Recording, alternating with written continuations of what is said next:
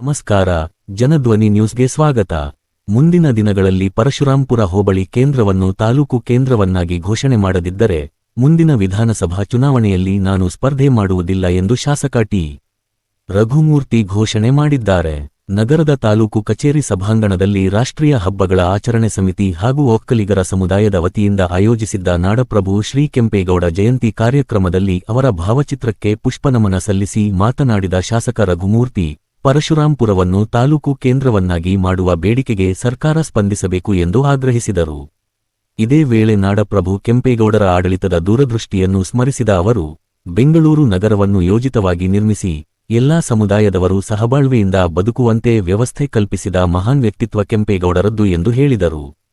ಕಸುಬಿಗೆ ತಕ್ಕಂತೆ ಪೇಟೆಗಳು, ಪಂಥಗಳಿಗೆ ತಕ್ಕಂತೆ ಗುಡಿಗೋಪುರಗಳು, ವಸತಿಗೆ ತಕ್ಕಂತೆ ಕೆರೆಕುಂಟೆಗಳನ್ನು ನಿರ್ಮಿಸಿ ಮಾದರಿ ನಗರ ನಿರ್ಮಿಸಿದ ಕೆಂಪೇಗೌಡರ ಜಾತ್ಯತೀತ ಮನೋಭಾವ ಇಂದಿಗೂ ಎಲ್ಲರಿಗೂ ಆದರ್ಶವಾಗಿದೆ ಎಂದು ಅವರು ತಿಳಿಸಿದರು. ಕಾರ್ಯಕ್ರಮದಲ್ಲಿ ನಿವೃತ್ತ ಪ್ರಾಚಾರ್ಯ ಎಂ. ಶಿವಲಿಂಗಪ್ಪ, ಒಕ್ಕಲಿಗರ ಸಂಘದ ಅಧ್ಯಕ್ಷ ಚನ್ನಕೇಶವ, ಗ್ಯಾರಂಟಿ ಸಮಿತಿ ಅಧ್ಯಕ್ಷ ಗದ್ದಿಗೆ ತಿಪ್ಪೇಸ್ವಾಮಿ, ಆನಂದಪ್ಪ, ಉಪತಹಶೀಲ್ದಾರ್ ಗಿರೀಶ್, ವಿವಿಧ ಇಲಾಖೆಗಳ ಅಧಿಕಾರಿಗಳು ಹಾಗೂ ಸಮುದಾಯದ ಮುಖಂಡರು ಉಪಸ್ಥಿತರಿದ್ದರು. ಜನಧ್ವನಿ ನ್ಯೂಸ್, ನಿಮ್ಮ ಧ್ವನಿ, ಜನರ ಧ್ವನಿ. ಬೆಂಗಳೂರಿಗೆ ಬೆಂಗಳೂರಿನ ನಿರ್ಮಾತರು ದಿವಂಗತ ನಾಡಪ್ರಭು ಕೆಂಪೇಗೌಡರು ಎಲ್ಲ ಅವರು ಮಾಡಿದ ಸಾಧನೆ ಬಹುಶಃ ನಮ್ಮ ಇಡೀ ಭಾರತ ದೇಶದಲ್ಲಿ ಮೊಟ್ಟ ಮೊದಲನೇದಾಗಿ ನಮ್ಮ ಏನು ಗಾತ್ರದಲ್ಲಿ ಒಂದು ನಗರ ಯಾವ ರೀತಿಯಾಗಿ ಇರಬೇಕು ಅಂತ ಹೇಳಿ ಇಡೀ ಭಾರತದಲ್ಲಿ ಪ್ರಸಿದ್ಧವಾಗಿರ್ತಕ್ಕಂಥ ಜೊತೆಗೆ ಪ್ರಪಂಚದ ಬೇರೆ ಬೇರೆ ದೇಶದವರು ಕೂಡ ಬೆಂಗಳೂರು ಅಂದ್ರೆ ಭಾರತ ದೇಶದಲ್ಲಿ ಬೆಂಗಳೂರನ್ನ ಗುರುಸಂತ ಕೆಲಸ ನಮ್ಮ ನಾಡಪ್ರಭು ಕೆಂಪೇಗೌಡರು ಮಾಡಿದರೆ ಅತಿಶಯೋಕ್ತಿ ಆಗುತ್ತೆ.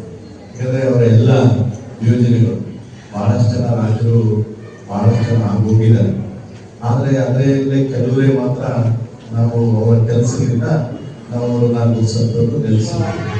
ಏನ್ ಬೆಂಗಳೂರು ಬಹುಶಃ ಈ ಭೂಮಿ ಏನು ಆಚರಣೆ ಮಾಡ್ತಾರೆ. ಈಗಾಗಲೇ ಸುಮಾರು 46 ಜಯಂತಿಗಳನ್ನ ಸರ್ಕಾರ ವತಿಯಿಂದ ನಾವು ಮಾಡ್ತಾ ಇದ್ವಿ. ಬೇರೆ ಬೇರೆ ಪಕ್ಷಗಳ ಸರ್ಕಾರಗಳಿದ್ದಂಥ ಸಂದರ್ಭದಲ್ಲಿ ಆ ಯೋಜನೆಗಳೊಂದೇ ಈಗಾಗಲೇ ಕಳೆದ ಒಂದು 15 ವರ್ಷಗಳಿಂದ 13 ವರ್ಷಗಳಿಂದ ನಮ್ಮ ಮೊದಲು ಎಲ್ಲ ಕೆಲವೇ ಕೆಲವು ಜಯಂತಿಗಳಿಗೆ ಸೀಮಿತ ಆಗಿತ್ತು. ಆದರೆ ಇತ್ತೀಚಿನ ದಿನಗಳಲ್ಲಿ 13ರಿಂದ 15ರವರೆಗೆ ನಮ್ಮ ಸನ್ಮಾನ್ಯ ಸಿದ್ದರಾಮಯ್ಯ ನೇತೃತ್ವದ ಸರ್ಕಾರ ಇತ್ತು.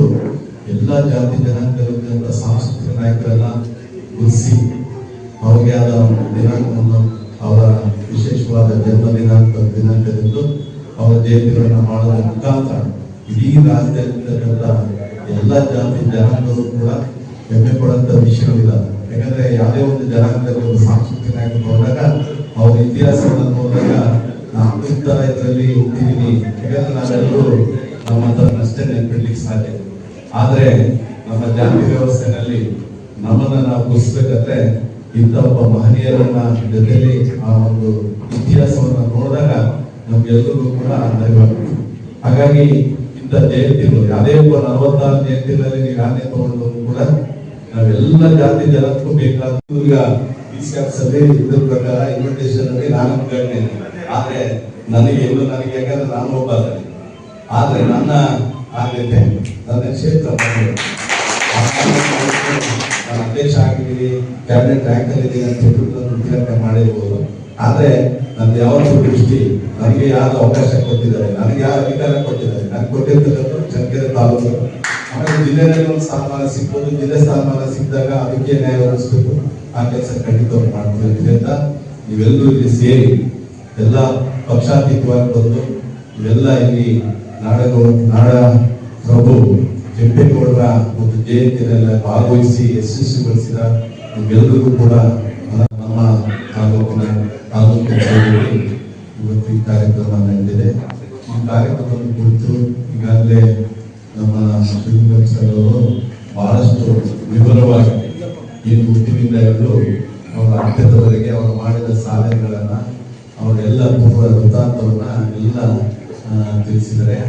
ಅದಕ್ಕೆ ಮತ್ತೆ ನಮ್ಮ ಆನಂದನವರು, ನಮ್ಮ ಚನ್ನಕೇಶ್ ಅವರು ಕೂಡ ಮಾತನಾಡಿದ್ದಾರೆ. ಮತ್ತೆ ಗದ್ದೆ ತಿಪ್ಪೇಸ್ವಾಮಿ ಕೂಡ ಇನ್ನೂ ಮಾತನಾಡೋರಿದ್ರು ಬಹಳಷ್ಟು ಜನ ಮಾತನಾಡಿದ ಸಂಬಂಧಿಕರಿರ್ಬೋದು, ಅಧಿಕಾರಿಗಳು ಮತ್ತೆ ಜನಪ್ರತಿನಿಧಿಗಳು.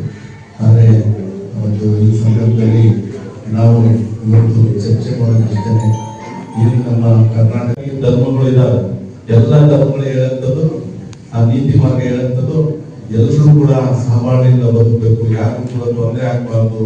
ಎಲ್ಲಾ ರೀತಿಯಾದ ಒಂದು ಧರ್ಮಗಳು ಏನ್ ಹೇಳ್ತದೆ, ಆ ಮಾನವ ಮೌಲ್ಯಗಳು ಏನ್ ಹೇಳ್ತದೆ, ಎಲ್ಲಾ ಧರ್ಮಗಳು ಹೇಳ್ತಾರೆ. ಅದೇ ರೀತಿ ಎಲ್ಲ ಮಾನವೀಯರು ಕೂಡ, ಅದರಲ್ಲಿ ಕೆಂಪೇಗೌಡರು ಅವರೊಬ್ಬ ರಾಜರಾಗಿ ಶಾಶ್ವತವಾಗಿ ಬರ್ತಿದ್ದಾರೆ. ಖಂಡಿತವಾಗ್ಲೂ ಇಂಥ ಒಂದು ಜಯಂತಿಯನ್ನ ನಾವು ಇವತ್ತು